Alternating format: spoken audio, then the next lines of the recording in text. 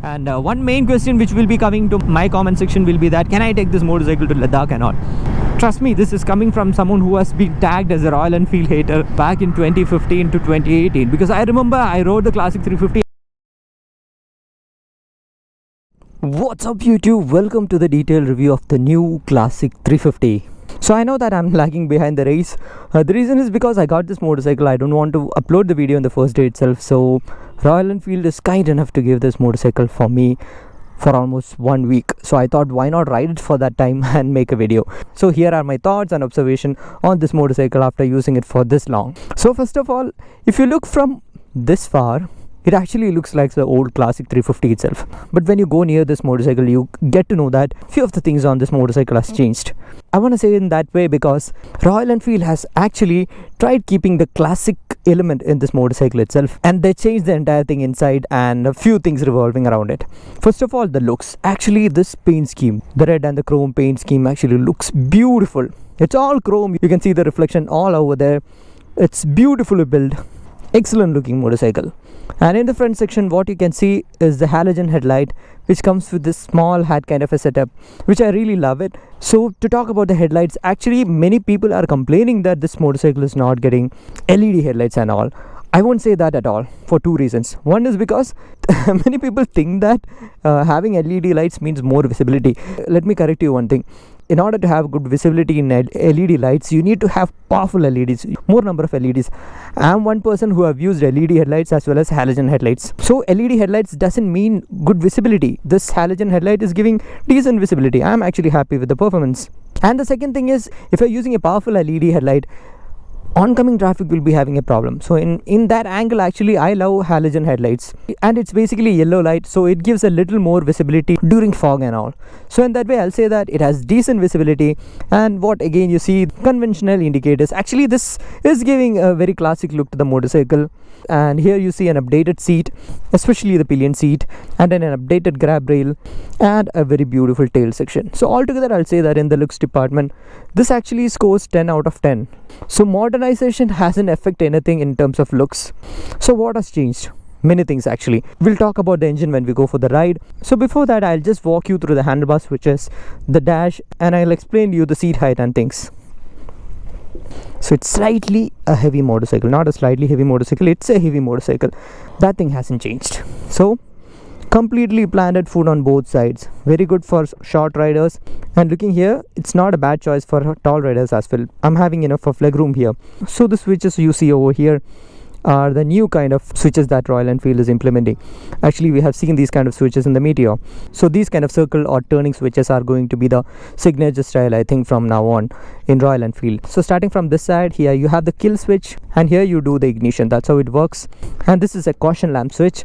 And here you have the pass switch like this, an indicator, and the horn. Actually, Royal Enfield has changed the horn on this motorcycle, so it's much lighter now. Previously it used to be, I think, double electric, extra powerful horn and all, but this one is like that's all. It's not as hard as it was before. I think because of some sound pollution norms and all, they would have changed it. And here you have an I button which actually works when you turn on the dial. So when we turn on the key, first time we are seeing an analog and a digital mixture. So this angle is absolutely brilliant. That's what I was saying. See, look at the tank, the dial, and this small portion, and everything gives a very majestic feel. So what you see over here is the speedometer, which shows the speed in kilometer per hour and miles per hour. And in the dial, what you see is the fuel indicator for the first time. The accuracy of the fuel indicator is kind of good. It didn't show any problem when it is full tank or almost more than half the tank. But when it comes to the lower bars and all, sometimes it takes some time to calibrate. And here you see the time, odometer, 2 trip meters. And also it shows an eco mode. ECO means economy. When you're riding in the right RPM, which has the maximum mileage, it shows an eco sign there. And here you see the trip and navigation system that we have seen in the Meteor again. So this shows time, and if you connect your mobile phone with the motorcycle, you'll be able to see the directions as well. Also, you'll get a side stand sensor on this motorcycle, not a side stand indicator. Actually, that's great. That's hell of a huge update, considering the fact that our previous Classic 350 was really a classic old school motorcycle. So this one is not an old school motorcycle by now. It looks like a retro motorcycle with decent amount of features there. Thumbs up for that. And to talk about the seats, actually the seat is wide and nice. If you see over here, there's a small dip just like the previous Thunderbird seat and all. There's a small dip over here. I like it. So you can comfortably sit over there. And looking onto the pillion seat is also equally comfortable. Only one thing which I felt is that if the pillion seat could have been a little wider, just like the rider seat, it would have been brilliant, extremely brilliant for touring. You see that? Ample amount of leg space, no problem. Only one thing is, if your girlfriend or wife has a habit of wearing high heel shoe, then certainly they'll be scratching out the exhaust. That's the only one thing you have to care about. So let's hit the highway. Actually, this has a very slight difference in sound from the previous generation. It hasn't lost the thumb, but it is a new thumb. That's my feel.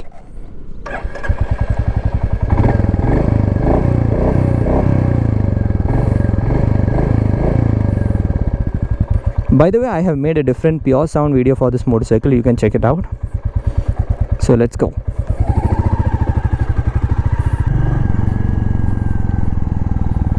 It actually sounds nice.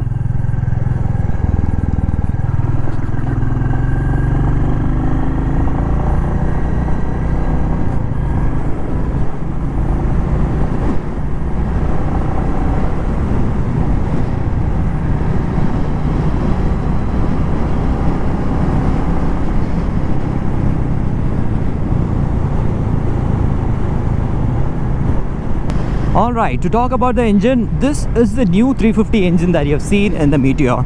But it's not exactly a copy-paste. Of course, in mechanical engineering, there is no copy-paste, but it hasn't inherited that Meteor engine completely. So basically, the tuning is slightly different. This is all about that bottom end and the mid-rev ranges. I mean, it's very nice. The engine is so relaxed. It gives a very nice pull. If you want me to pull it hard, I'll just stop over here and we can pull it a little hard. Demonstration is best. Okay, we have some clean open road.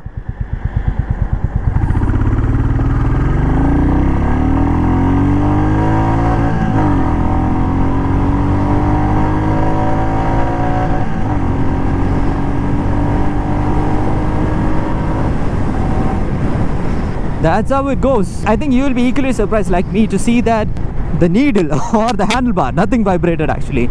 A minor buzz is there on the mirrors. Actually, the mirrors are a little bit loose, that's all.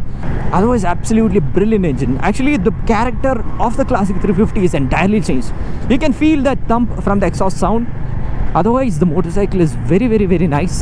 Trust me, this is coming from someone who has been tagged as a Royal Enfield hater back in 2015 to 2018. Because I remember I rode the classic 350 and it was vibey, and I told it in my detailed review, and few of the owners or some of the fans didn't like it. And actually I fall into that category of Royal Enfield hater, man. I really don't hate any motorcycle.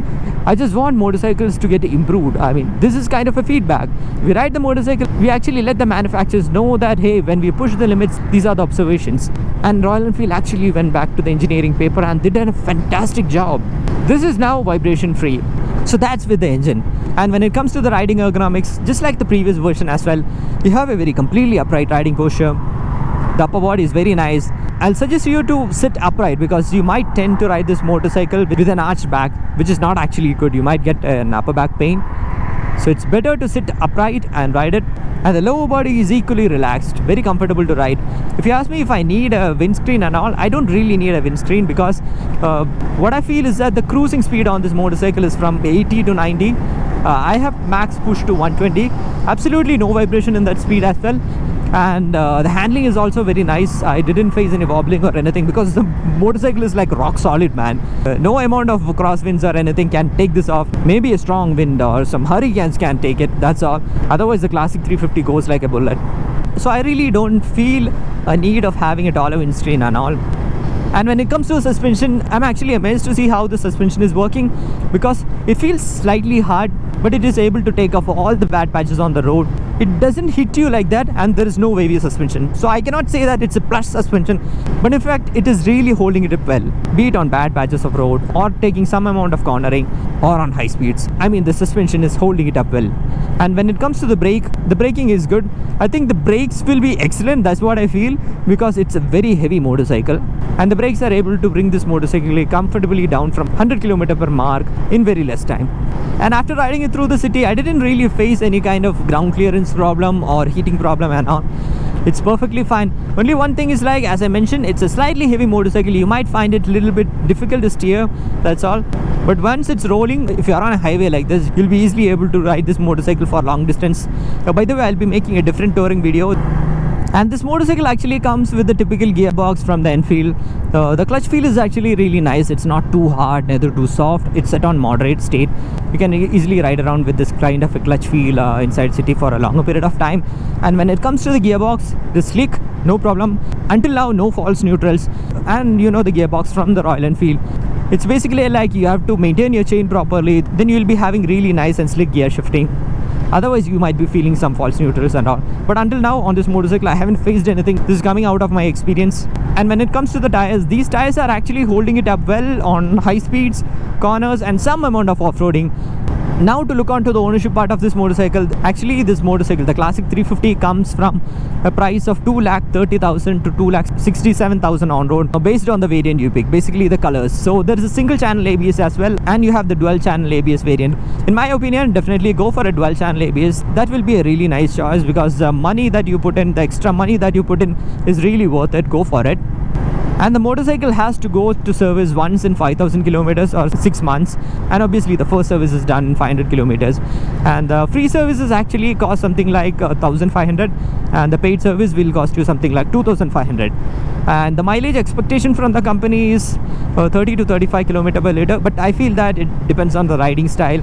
If you are cruising on the highway like this, you'll be able to get something like 35, but if you're ripping it off inside city, then probably you can expect something like 28 to 30. So let's come to the verdict. If you came to this video, I know that you are interested on this motorcycle. I'll say if you are a very beginner motorcyclist, like if you just started trying scooters and all, and you're getting your balance, then I'll suggest you to take some more time and ride some 150cc motorcycles and get a better grip on riding. Basically, this motorcycle is a bit heavy. It's not too intimidating and all, but it's a bit heavy. Taking a U-turn and everything will take some time to get adjusted. And if you want to go fast, you can do that. I mean, I'm just cruising in 70. I just feel like to do so, because the motorcycle gives you a very nice feel when you are in 80 speed and all. And when it comes to highway touring, definitely very nice motorcycle compared to the previous version and all. Very less vibrations, so that means definitely you can go for highway touring. And one main question which will be coming to my comment section will be that, can I take this motorcycle to Ladakh and all? If someone can take the previous version of Classic 350 to Ladakh, definitely this will go, man, no doubt about it. So there is no difference in the weights, so don't expect a day and night difference between the riding dynamics and all. But certainly Royal Enfield has taken the vibrations out of this motorcycle. That means you will be able to run on a highway for more kilometers than you have done on the previous Classic 350. And when it comes to off-roads, you can do minor off-roads, that's my feel. And standing on the footpeg and riding is not a cup of tea for the Classic 350. Probably you have to raise the handlebar and all.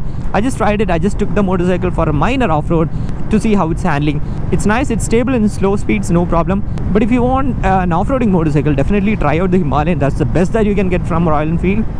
So that's all with the review of the Royal Enfield Classic 350, the new 350. I hope you like this video, and if you want to know anything about this motorcycle, do let me know in the comment section. I'll be able to reply you out if I know the answer. So I hope this video is helpful for you, and as always, show some love in the form of likes and comments. See you in the next video. Until then, bye bye.